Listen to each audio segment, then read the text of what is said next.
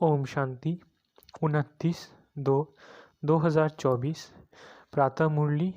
ओम शांति। बाप दादा मधुबन।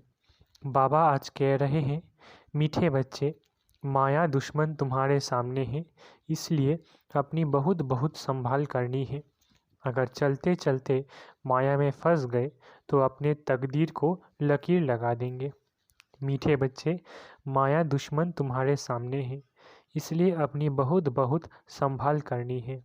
अगर चलते चलते माया में फंस गए तो अपनी तकदीर को लकीर लगा देंगे। प्रश्न, तुम राजयोगी बच्चों का मुख्य कर्तव्य क्या है? उत्तर, पढ़ना और पढ़ाना, यही तुम्हारा मुख्य कर्तव्य है। तुम हो ईश्वरीय मत पर, तुम्हें कोई जंगल में जाना नहीं है। घर गृहस्थ में रहते शांति में बैठ बाप को याद करना है। अल्फ और बे, इन्हीं दो शब्दों में तुम्हारी सारी पढ़ाई आ जाती है। ओम शांति। बाप भी ब्रह्मा द्वारा कह सकते हैं कि बच्चों गुड मॉर्निंग, परंतु फिर बच्चों को भी रेस्पॉन्ड देना पड़े। यहाँ है ही बाप और बच्चों का कनेक्शन। नए जो है जब तक पक्के हो जाए कुछ ना कुछ पूछते रहेंगे। ये तो पढ़ाई है। भगवानुवाच भी लिखा है, भगवान है निराकार। ये बाबा अच्छी रीति पक्का कराते हैं, इसको भी समझाने के लिए, क्योंकि उस तरफ है माया का जोर, यहाँ तो वो बात नहीं है। बाप तो समझते हैं, जिन्होंने कल पहले वर्षा लिया है वो आप ही आएंगे। ऐसे नहीं कि फलाना चला ना जाए, इनको पकड़े, चला जाए तो चला जाए। यहाँ तो जीते जी मरने की बात है। बाप एडॉप्ट करते हैं, एडॉप्ट किया ही जाता है कुछ वर्षा देने के लिए। बच्चे माँ बाप के पास आते ही हैं वर्षे की लालच पर। साहूकार का बच्चा कभी गरीब के पास एडॉप्ट होगा क्या? इतना धन दौलत आदि सब छोड़ कैसे जाएंगे? एडॉप्ट करते हैं साहूकार। अभी तुम जानते हो बाबा हमको स्वर्ग की बादशाही देते हैं, क्यों ना उनका बनेंगे। हर एक बात में लालच तो रहती है, जितना बहुत पढ़ेंगे उतनी बड़ी लालच होगी। तुम भी जानते हो बाप ने हमको एडॉप्ट किया है बेहद का वर्षा देने। बाप भी कहते हैं तुम सबको हम फिर से 5000 वर्ष पहले मुआफिक एडॉप्ट करते हैं। तुम भी कहते हो बाबा हम आपके हैं, 5000 वर्ष पहले भी आपके बने थे। तुम प्रैक्टिकल में कितने ब्रह्मा कुमार कुमारियाँ हो। प्रजापिता भी नामी ग्रामी है। जब तक शूद्र से ब्राह्मण ना बने तो देवता बन ना सके। तुम बच्चों की बुद्धि में अब ये चक्र फिरता रहता है। हम शूद्र थे, अभी ब्राह्मण बने हैं, फिर देवता बनना है। सतयुग में हम राज्य करेंगे तो इस पुरानी दुनिया का विनाश जरूर होना है। पूरा निश्चय नहीं बैठता है तो फिर चले जाते हैं। कई कच्चे हैं जो गिर जाते हैं। ये भी ड्रामा में नूंद है। माया दुश्मन सामने खड़ी है तो वो अपनी तरफ खींच लेती है। बाप घड़ी घड़ी पक्का कराते हैं, माया में फंस नहीं पड़ना, नहीं तो अपनी तकदीर को लकीर लगा देंगे। बाप ही पूछ सकते हैं कि आगे कब मिले हो, और कोई को पूछने का अकल आएगा ही नहीं। बाप कहते हैं मुझे भी फिर से गीता सुनाने आना पड़े, आकर रावण की जेल से छुड़ाना पड़े। बेहद का बाप बेहद की बात समझाते हैं। अभी रावण का राज्य है, पतित राज्य है जो आधा कल्प से शुरू हुआ है। रावण को 10 शीश दिखाते हैं, विष्णु को 4 भुजा दिखाते हैं। ऐसा कोई मनुष्य होता नहीं, यह तो प्रवृत्ति मार्ग दिखाया जाता है। यह है एम ऑब्जेक्ट, विष्णु द्वारा पालना। विष्णुपुरी को कृष्णपुरी भी कहते हैं। श्री कृष्ण को तो 2 बाहें ही दिखाएंगे ना। मनुष्य तो कुछ भी समझते नहीं है। बाप हर एक बात समझाते हैं, वो सब है भक्ति मार्ग। अभी तुमको ज्ञान है, तुम्हारी एम ऑब्जेक्ट ही है नर से नारायण बनने की। ये गीता पाठशाला है ही जीवन मुक्ति प्राप्त करने के लिए। ब्राह्मण तो ज़रूर चाहिए। यह है रुद्र ज्ञान यज्ञ। शिव को रुद्र भी कहते हैं। अब बाप पूछते हैं, ज्ञान यज्ञ श्री कृष्ण का है या शिव का? शिव को परमात्मा ही कहते हैं, शंकर को देवता कहते हैं। उन्होंने फिर शिव और शंकर को इकट्ठा कर दिया। अब बाप कहते हैं, हमने इनमें प्रवेश किया है। तुम बच्चे कहते हो बाप दादा, वो कहते हैं शिव शंकर। ज्ञान सागर तो है ही एक। अभी तुम जानते हो ब्रह्मा सो विष्णु बनते हैं ज्ञान से। चित्र भी बरोबर बनाते हैं। विष्णु की नाभि से ब्रह्मा निकला, इसका भी अर्थ कोई समझ नहीं सकते। ब्रह्मा को शास्त्र हाथ में दिए हैं। अभी शास्त्रों का सार बाप बैठ सुनाते हैं या ब्रह्मा? ये भी मास्टर ज्ञान सागर बनते हैं। बाकी चित्र इतने ढेर बनाए हैं, वो कोई यथार्थ है नहीं। वो है सब भक्ति मार्ग के। मनुष्य कोई 8-10 भुजा वाले होते नहीं। ये तो सिर्फ प्रवृत्ति मार्ग दिखाया है। रावण का भी अर्थ बताया है। आधा कल्प है रावण राज्य रात, आधा कल्प है राम राज्य दिन।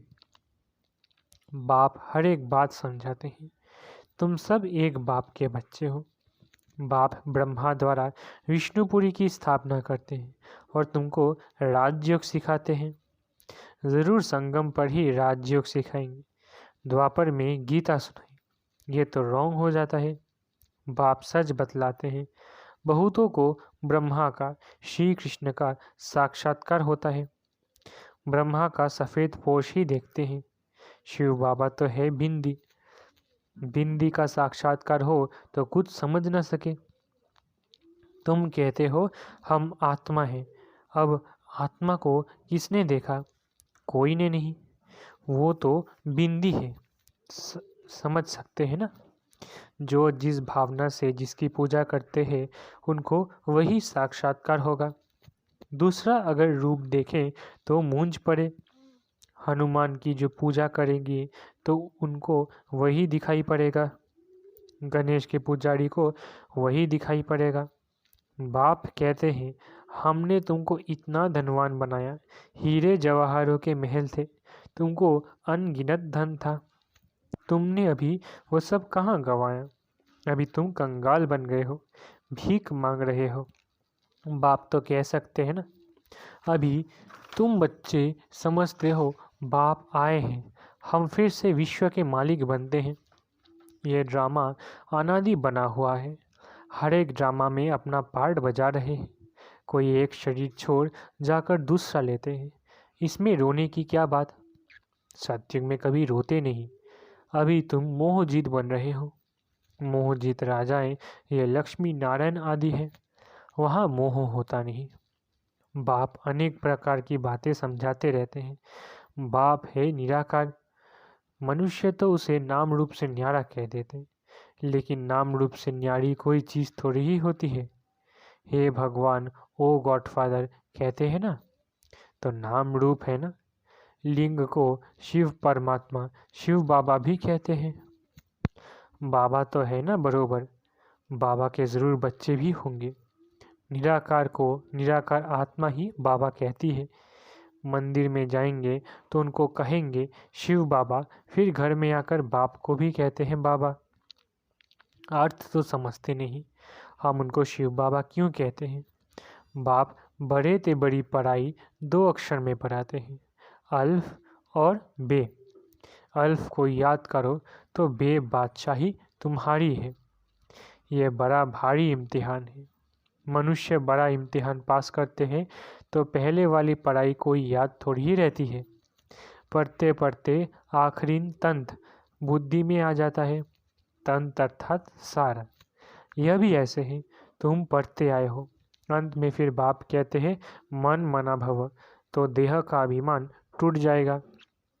ये मन मना भव की आदत पड़ी होगी तो पिछाड़ी में भी बाप और वर्षा याद रहेगा।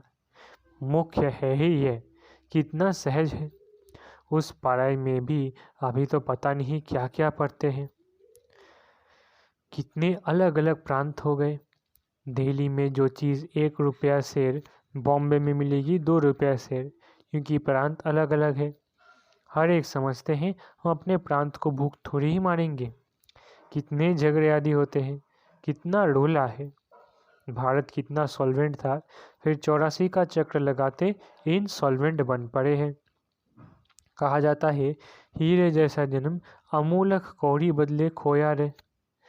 बाप कहते हैं तुम कौड़ियों की बिछाड़ी क्यों मरते हो। अब तो बाप से वर्षा लो, पावन बनो। बुलाते भी हो, हे पतित पावन आओ, पावन बनाओ।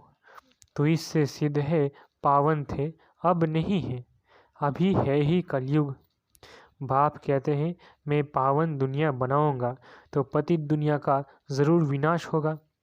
इसलिए ही ये महाभारत लड़ाई है जो इस रुद्र ज्ञान यज्ञ से प्रज्वलित हुई है।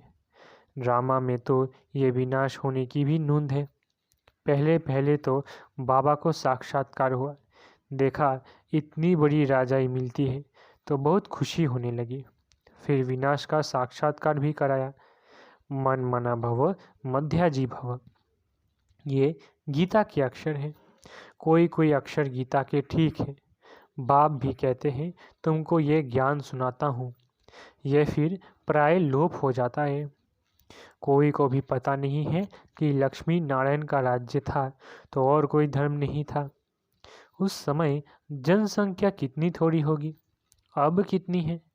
तो ये चेंज होनी चाहिए, जरूर विनाश भी चाहिए।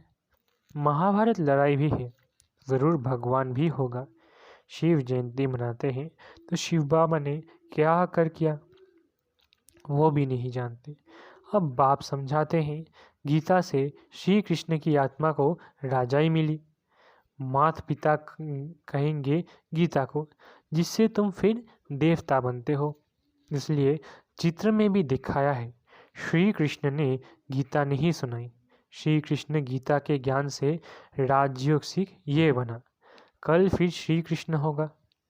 उन्होंने फिर शिव बाबा के बदले श्री कृष्ण का नाम डाल दिया है। तो बाप समझाते हैं ये तो अपने अंदर पक्का निश्चय कर लो, कोई उल्टी सुल्टी बात सुनाकर तुम्हें गिरा न दे। बहुत बातें पूछते हैं, विकार बिगर सृष्टि कैसे चलेगी, यह कैसे होगा। अरे तुम खुद कहते हो वो वाइसलेस दुनिया थी, संपूर्ण निर्विकारी कहते हो ना, फिर विकार की बात कैसे हो सकती है। अब तुम जानते हो बेहद के बाप से बेहद की बादशाही मिलती है, तो ऐसे बाप को क्यों नहीं याद करेंगे। ये है ही पतित दुनिया। कुंभ के मेले पर कितने लाख हो जाते हैं। अब कहते हैं वहाँ एक नदी गुप्त है। अब नदी गुप्त हो सकती है क्या। यहाँ भी गौमुख बनाया है। कहते हैं गंगा यहाँ आती है। अरे गंगा अपना रास्ता लेकर समुद्र में जाएगी कि यहाँ तुम्हारे पास पहाड़ पर आएगी। भक्ति मार्ग में कितने धक्के खाए। ज्ञान भक्ति फिर है वैराग्य। एक है हद का वैराग्य, दूसरा है बेहद का। सन्यासी घर बार छोड़ जंगल में रहते हैं, यहाँ तो वो बात नहीं। तुम बुद्धि से सारी पुरानी दुनिया का संन्यास करते हो। तुम राजयोगी बच्चों का मुख्य कर्तव्य है पढ़ना और पढ़ाना। अब राजयोग कोई जंगल में थोड़ी ही सिखाया जाता है, यह स्कूल है, ब्रांचेस निकलती जाती है। तुम बच्चे राजयोग सीख रहे हो, शिव बाबा से पढ़े हुए ब्राह्मण ब्राह्मणियाँ सिखाते हैं। एक शिव बाबा थोड़ी ही सबको बैठ सिखाएगा। तो ये हुई पांडव गवर्नमेंट। तुम हो ईश्वरीय मत पर, यहाँ तुम कितना शांति में बैठे हो। बाहर तो अनेक हंगामे हैं। बाप कहते हैं 5 विकारों का दान दो तो ग्रहण छूट जाएगा। मेरे बनो तो मैं तुम्हारी सब कामनाएं पूरी कर दूंगा। तुम बच्चे जानते हो अभी हम सुखधाम में जाते हैं, दुखधाम को आग लगनी है। बच्चों ने विनाश का साक्षात्कार भी किया है। अब टाइम बहुत थोड़ा है, इसलिए याद की यात्रा में लग जाएंगे तो विकर्म विनाश होंगे और ऊंच पद पाएंगे। अच्छा, मीठे मीठे सिकिलधे बच्चों प्रति माता पिता बाप दादा का याद प्यारा गुड मॉर्निंग। रूहानी बाप की रूहानी बच्चों को नमस्ते। हम रूहानी बच्चों की रूहानी माता पिता बाप दादा को याद प्यार गुड मॉर्निंग और नमस्ते नमस्ते नमस्ते। शुक्रिया बाबा। धारणा के लिए मुख्य सार। पहला, बाप के वर्षे का पूरा अधिकार लेने के लिए जीते जी मरना है, एडॉप्ट हो जाना है। कभी भी अपनी ऊंची तकदीर को लकीर नहीं लगानी है। दूसरा, कोई भी उल्टी सुल्टी बात सुनकर संशय में नहीं आना है। जरा भी निश्चय ना हिले। इस दुखधाम को आग लगने वाली है, इसलिए इससे अपना बुद्धियोग निकाल लेना है। वरदान। समय प्रमाण अपने भाग्य का सिमरन कर खुशी और प्राप्तियों से भरपूर बनने वाले स्मृति स्वरूप भव। वरदान। समय प्रमाण अपने भाग्य का सिमरन कर खुशी और प्राप्तियों से भरपूर बनने वाले स्मृति स्वरूप भव। भक्ति में आप स्मृति स्वरूप आत्माओं के यादगार रूप में भक्त अभी तक आपके हर कर्म की विशेषता का सिमरन करते अलौकिक अनुभवों में खो जाते हैं। तो अपने प्रैक्टिकल जीवन में कितने अनुभव प्राप्त किए होंगे। सिर्फ जैसा समय जैसा कर्म वैसे स्वरूप की स्मृति इमर्ज रूप में अनुभव करो तो बहुत विचित्र खुशी विचित्र प्राप्तियों का भंडार बन जाएंगे और दिल से यही अनहद गीत निकलेगा कि पाना था सो पा लिया। स्लोगन। नंबर 1 में आना है तो सिर्फ ब्रह्मा बाप के कदम पर कदम रखते चलो। स्लोगन। नंबर 1 में आना है तो सिर्फ ब्रह्मा बाप के कदम पर कदम रखते चलो। अच्छा, ओम शांति। शुक्रिया बाबा।